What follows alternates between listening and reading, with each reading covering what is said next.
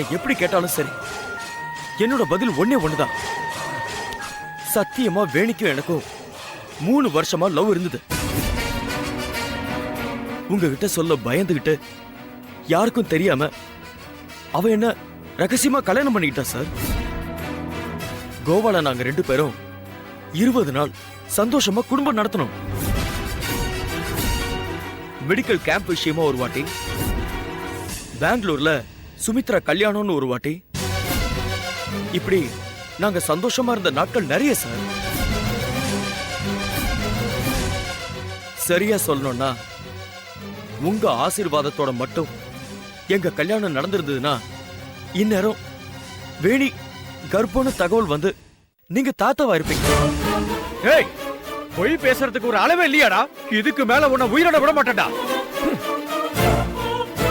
ஒரு நிமிஷம். என்னாச்சு டாக்டர்? அவர் சொல்றது பொய் இல்ல, உண்மை. வேணி கர்ப்பமா இருக்காங்க.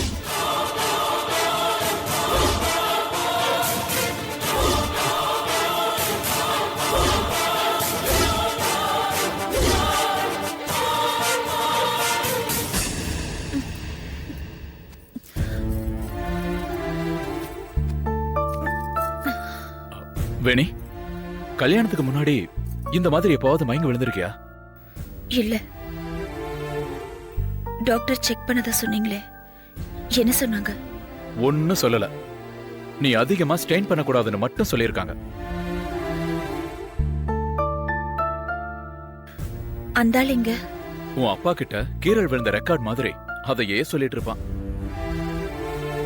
கொஞ்ச நாளைக்கு முன்னாடி ஒருத்தன் கோர்ட்டுக்கு போய் ஒரு நடிகையோட பேரை சொல்லி அவங்க தான் என் மனைவின்னு ஒருத்தன் கேஸ் போட்டான்ல, அந்த மாதிரியான கேஸ் தான் இவன் நினைக்கிறேன். பாருங்க டாக்டர். இப்ப எப்படிமா இருக்கு? பரவாயில்ல டாக்டர். அப்பா, இவ யாருன்னு எனக்கு தெரியாதுப்பா. இவ வந்து எனக்கு தாலி கட்டினத சொல்லி கதை விட்டுட்டு திரியறாப்பா. இவன வேணி, இப்படி எல்லாம் ஆவேசப்படக்கூடாது.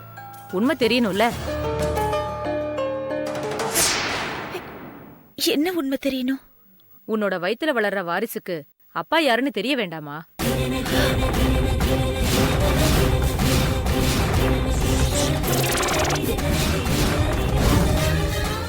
ஆமா வேணி, நீ கர்ப்பமா இருக்க. டாக்டர், என்ன சொல்றீங்க? நான் கர்ப்பமா இருக்கேனா? ஆமாம்மா, நான் பல்ஸ் பார்த்தே தெரிஞ்சுக்கிட்டேன். பிளட்டும் எடுத்து கொடுத்து அனுப்பி இருந்தேன். இப்பதான் எனக்கு போன் வந்தது.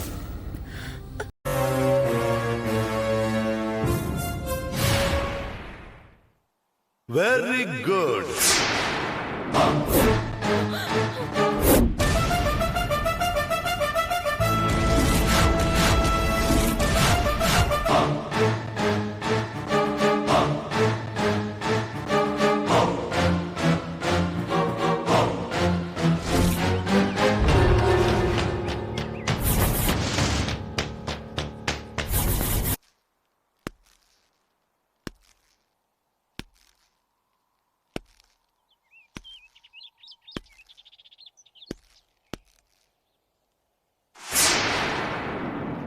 சூப்பர்.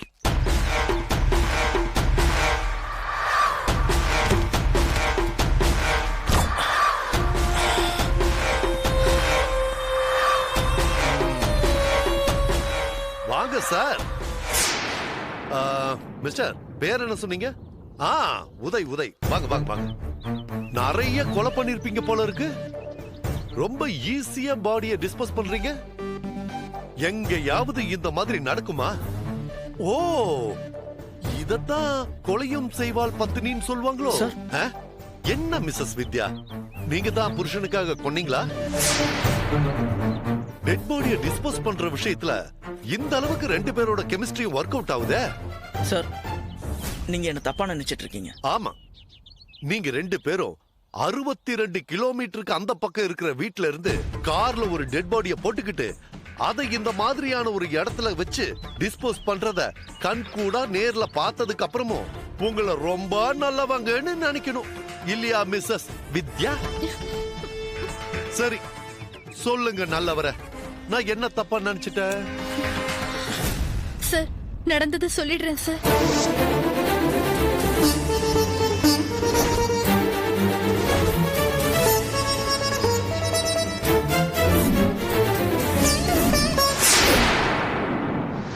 சார், உண்மையை சொல்லணும்னா நீங்க பேசின விதத்தை பார்த்து நான் பயந்துட்டேன் சார். நம்புற மாதிரியே இல்லையே.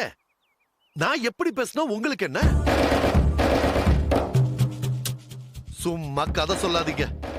நீங்க படபடபட என்கிட்ட பேசுற விதத்தை வச்சு உங்ககிட்ட ஏதோ ஒரு தப்பு இருக்குன்னு முடிவு பண்ணி தெரு முனையிலேயே என் வண்டி ஆஃப் பண்ணிட்டு உங்க வீட்டையே வாட்ச் பண்ணிட்டு இருந்தேன். நீங்க கார்ல டெட் பாடிய வச்சதும் சம்திங் ராங்னு முடிவு பண்ணி ஃபாலோ பண்ணிட்டே இங்க வந்தேன். வேலையில சின்சியரா இருக்கிற போலீஸ்காரனை பார்த்து பயந்தீங்கன்னா கண்டிப்பா நீங்க கரெக்டான ஆளுங்களே கிடையாது. பொண்டாட்டிக்கு தெரியாம வச்சிருந்த செட்டப்பா. சார் ப்ளீஸ் நம்புங்க சார். சார், இந்த பொண்ணு யாருன்னு எனக்கு தெரியாது சார். இன்னைக்கு முழுக்க நான் என் வைஃபோட பர்ச்சேசிங்ல இருந்தேன் சார். கரெக்ட். நடுவுல போன் வந்திருக்கணுமே. ஃப்ரெண்டு கூட போய் பேசிட்டு வரேன், நீ புடவை எடுத்துட்டு இருன்னு உங்க வைஃப் கிட்ட சொல்லிருப்பீங்களே சார். நியாயம் கேட்டு வீட்டுக்கு வந்தவள போட்டு தள்ளிட்டு மறுபடியும் வந்து துணி கடையில ஜாயின் பண்ணிருப்பீங்க. ஏன்?